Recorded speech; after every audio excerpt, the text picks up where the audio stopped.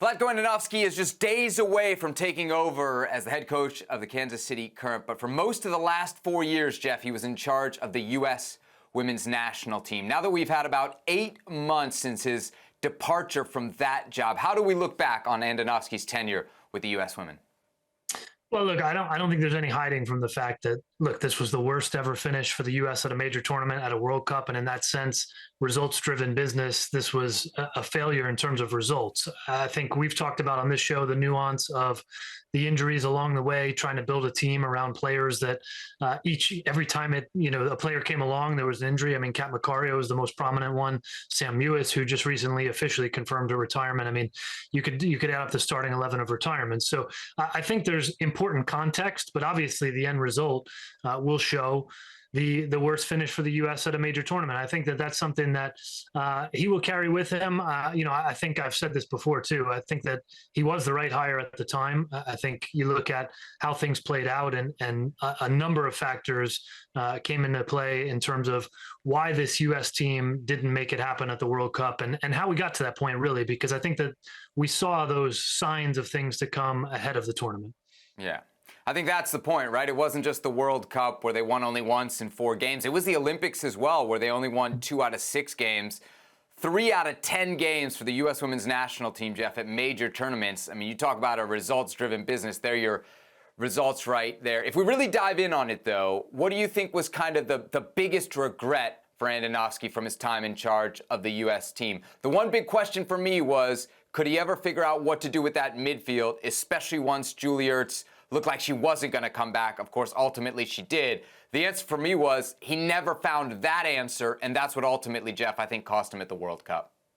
Yeah, I mean, you bring up Ertz as a great point of another sort of yo-yo of what's going to happen with the lineup, right? Ertz comes back almost out of nowhere externally, and then we think she's the DM answer, and she goes to center back because Becky Sauerbrunn is injured. So I agree with you. I think that the Sweden game showed us what we knew from months earlier, which was when Andonovski tried that double pivot, and with different players, certainly.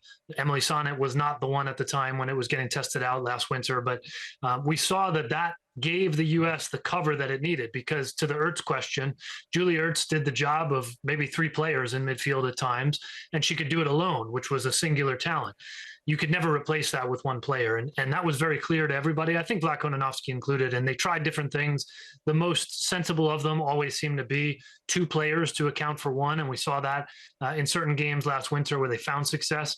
And they didn't stick with that. They didn't stick with that going into the World Cup. They went back to it in that Sweden game, which ironically, even though they were eliminated, was their best game of the World Cup. And we saw, I think it was a little bit there of what could have been if that system had been in place throughout the entirety of the spring of the World Cup.